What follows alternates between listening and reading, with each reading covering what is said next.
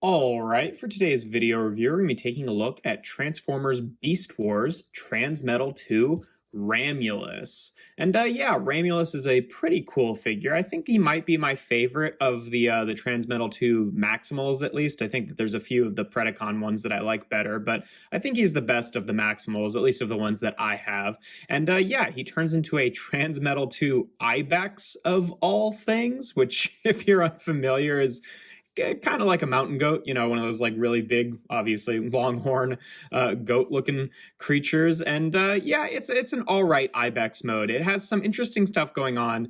The one thing that I really dislike about this figure in its beast mode is just the pose of the ibex here, with the head at this like really harsh angle. It's supposed to be at this kind of like, you know, like it's doing a mid headbutt, but it's really annoying that it's kind of always stuck like that. Now, there is something you can kind of do about that, because this whole backpack piece here with the horns here is actually is the weapon for the figure. And I mean, if you just want the horns to not be like running into the body, they do have hinges here, so you can hinge it up like that, which I think maybe looks a little bit better, but it's just kind of dumb in my opinion, because it doesn't actually like, you know, clearly the horns are sculpted to be like this, and then the articulation is for the weapon mode. But when you actually hinge them down, they can't actually sit down like this, because the tips of the horns just like run into the body, especially on this side. But what you can do, because this whole piece is detachable, is it just pegs in right here, and then it kind of like uses this little brown clip to clip underneath here.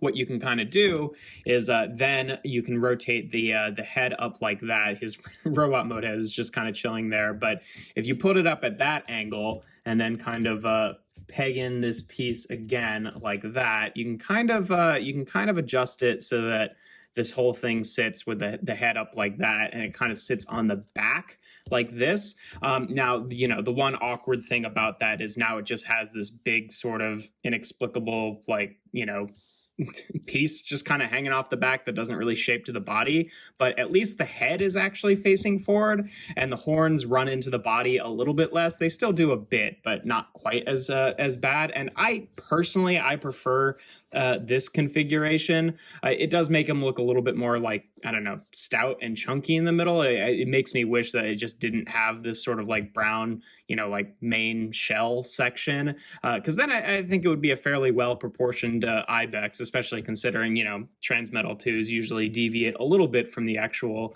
animals. But so that's cool that that's an option, but you know, it is kind of annoying that the sort of stock configuration of this guy is just that stupid like head butting forward pose. Like, it's a neat pose to be able to achieve, but it wouldn't be the one that I'd want it to always be stuck in, if that makes sense.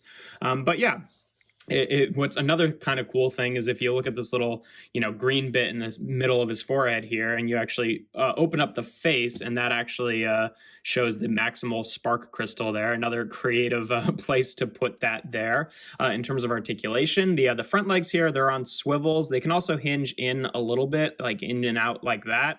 And then the knees can only go about that far back, and then about that far in that direction. So you can kind of, you know, get into a pose like that. I don't know if ibex knees bend that way, but whatever. And then the back legs will just end up being the robot mode legs. So the hips here are on ball joints. They get a little bit of wiggle back and forth, and then can rotate down like that. He's got a hinge at the knee here, and then a hinge at the knee here as well. No thigh swivel or anything like that. And then this piece doesn't really lock into place super well, so that can kind of move around when you're messing with him, but usually it stays pretty stable once you actually get him into a pose here. So yeah, you know, not too bad in terms of posability with the ibex. And then the horns, they're on hinges here, so you can kind of hinge them out to the side as far as you want. And then again, that separate hinge there, if you want them to sit a little bit further away from the body, it just looks a little bit kind of disconnected there. So, you know, some good options. Then the other thing is, you know, this connection obviously is not as stable because it's only connected here rather than having that clip in the back. So it is a little bit more haphazard on there, but I don't know. I still think it looks better. In terms of size comparisons in this mode, here he is with a standard size deluxe with Kingdom Sideswipe, just so you can see how he stacks up with a average size robot there. And then here he is with the Netflix Cheetor, just so you can see what he looks like with a more recent beast former. But yeah, to get into transformation, first thing you want to do, you can kind of leave this attached the whole way, but this connection is not very strong, so it usually ends up falling off anyway. But you just want to remove the whole backpack section here. You want to take the legs, and then on the heels here, they actually have these fold out heel struts to give them a bigger footprint, and then you just want to straighten out the legs just like that. And then with the front legs here, you want to hinge it all the way back like this, and then rotate them like this, and then rotate them out to the side. They're going to end up being kind of like shoulder pads here. And then his actual robot mode arms are on the like belly of the ibex. So you just want to unfold them at the elbow, and then they kind of lock into this section here. So one at a time, just kind of bring them out just like that, and kind of straighten out the arms. And then you want to take the waist section. It's on a double hinge, and it'll hinge in like that and just sit like that. And then take this whole body section. It's on, you kind of have to maneuver it around the like weird armature that the head is on, but you want to bring that down, and then these pegs will go into 2 holes on the waist section there, just like that. And then the arms, do they? I guess they don't really lock into the place. They kind of just sit there. It's a, stiff enough joint that they kind of lock into place. And then you click the head up just like that. And then with the ibex head, you want to kind of like fold it down into the backpack like this. So it sits like that. I mean, you can do whatever you want. You can kind of just have it on the back like that. But that limits your sort of storage options for the big sort of weapon thing. But by default, there he is in his robot mode. There we go. Click that up all the way.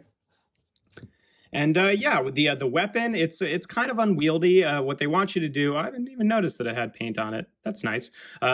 Never noticed that before. I've had this toy for like my entire life, basically, and I never noticed that it had, painted detail on one of the 2 horns there. That's interesting. But yeah, what you're supposed to do is just fold this all the way out to the side, and then kind of fold these out, and then the same peg that it used to connect to the head, it can fit into his little fist hole here, and it has this big unwieldy kind of like claw weapon, which is not great.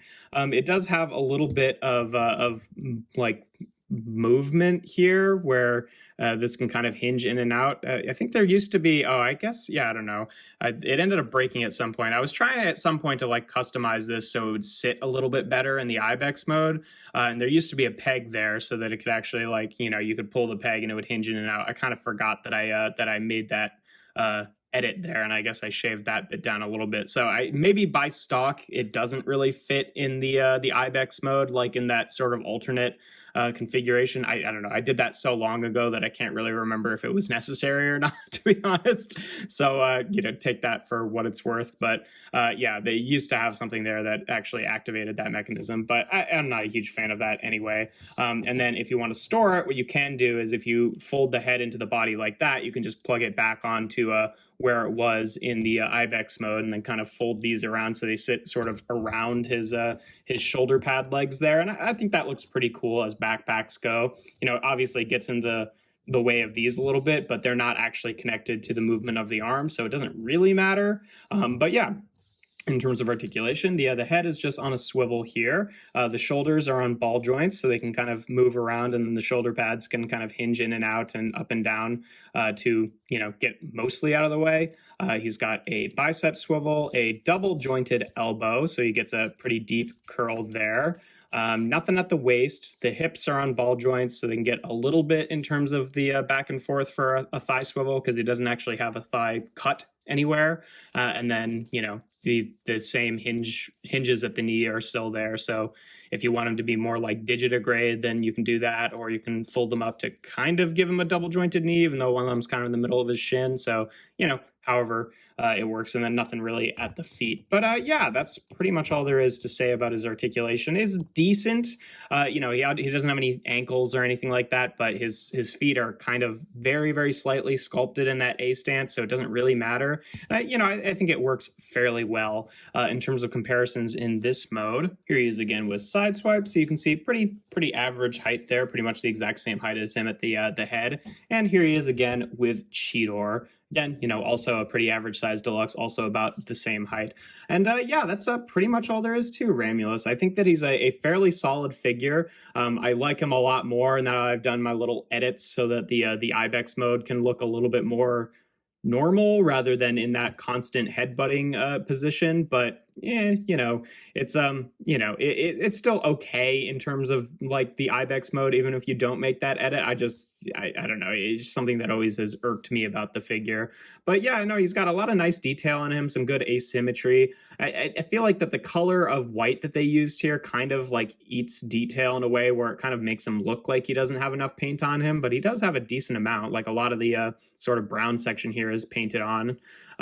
But yeah, no, not really a whole lot else to say about him.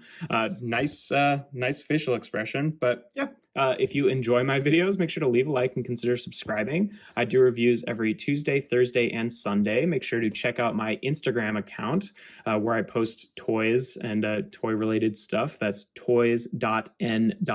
And yeah, without further ado, here we have Transformers Beast Wars Transmetal 2 Ramulus.